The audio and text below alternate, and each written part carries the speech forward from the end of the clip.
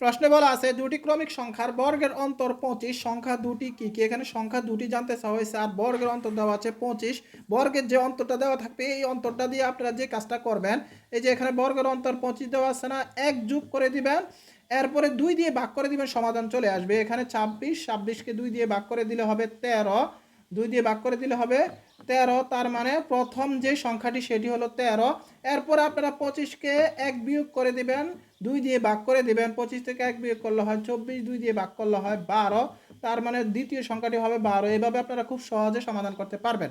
অথবা আপনারা যে কাজটা করবেন যে প্রথম সংখ্যাটি যদি বের হয়ে আসে যোগ করার পরে, তাহলে 1 বিয়োগ করে দ্বিতীয় সংখ্যাটি অটোমেটিক বসিয়ে দিবেন। যেমন 13 প্রথম সংখ্যাটি পেয়ে গেলাম, 1 বিয়োগ করবেন 12 দ্বিতীয় সংখ্যাটি, তার মানে বর্গের অন্তর যদি 25 হয় তাহলে 13 এবং 12 হবে দুটি ক্রমিক সংখ্যা। এখন যদি আমি আপনাদেরকে প্রশ্ন করি যে বর্গের অন্তর দেওয়া আছে ধরেন 35, দুটি সংখ্যা কি কি? অবশ্যই কমেন্টে জানিয়ে যাবেন। সবাই ভালো থাকুন। আসসালামু আলাইকুম রহমতুল্লাহ।